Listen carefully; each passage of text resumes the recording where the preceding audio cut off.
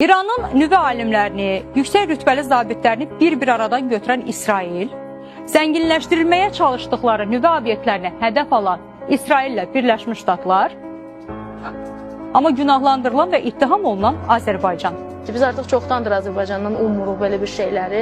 Elə o zamandan ki, İsrail rejimi ilə əlaqəyə girdi, Qəzza zolağını müdafiə etmədi, uşaqların, qadınlarının ölməsinə göz yumdu, yanacaqlarını təmin etdi. Azərbaycan xalqı bizim qardaşlarımızla, onlar bizim vətənimizdə bizim vətəndaşlarımızı öldürüblər, bizim uşaqlarımızı öldürüblər. Onlar yanacaq verməsəydilər, o qırıcılar bizim Təbrizimizi bombalamazdılar.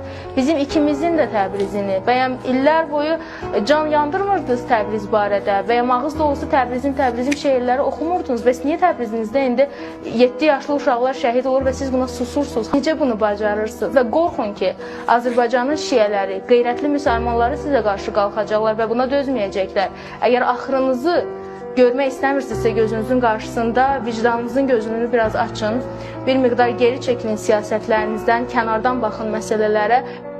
Gəlin biz də kənardan baxaq.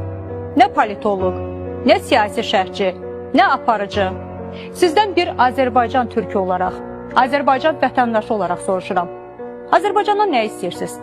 Niyə Cənubi Azərbaycandakı bacı qardaşlarımızın beynini yumağa, onların tarixini unutmağa sövq edirsiniz?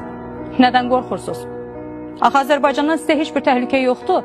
Sizdən bizə bir təhlükə var idi. 44 günlük müharibədə Ermənistana siyasi və hərbi dəstək verəndə təhlükə var idi. Türk dünyası birdən daha da güclənər qorxusu ilə Zəngəzur dəhlizinə mane olanda var idi. Maliyyələşdirib biz tərəfə göndərdiyiniz bir neçə şəxsin teokratik şəriət dövləti qurmağı planlaşdıranda sizdən bizə təhlükə var idi. Ermənistanın 30 il ərzində işğalda saxladığı Azərbaycan torpaqlarına Tehranın tırlarla göndərdiyi silahlar, yanacaq və raket hissələri hardan gəlirdi? Nə üçün İranın səsi Bərdənin, Gəncənin, Tərtərin mülki əhalisi bombalananda çıxmadı? Əgər siz bugün İranın hərbi obyektləri bombalanır deyə Azərbaycandan səs gözləyirsinizsə, bəs siz niyə susdunuz həmin vaxt? Axı siz də müsəlmansınız və ermənilərin tövləyə çevirdikləri məscidlər sizin üçün də Allahın evidir. Bəs niyə etiraz eləmədiniz? Bir də ən pisi bilirsiniz nədir? Dilimizi bizə qarşı çevirmək istəməyiniz.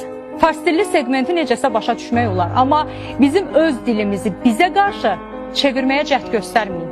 Tezislərinizi elə fars dilində cəmiyyətə sırayın. O torpaqlarda öz ana dilində danışmağa həsrət qalmış Azərbaycanlılar var. Dilimizi bu ifadələrlə zəhərləməyin. Bunu da xüsusi vurğulayım. Təbrizim deməyə elə ən çox da bizim haqqımız çatır. Təbrizdən uzaq qalmış Azərbaycanlıların haqqı çatır.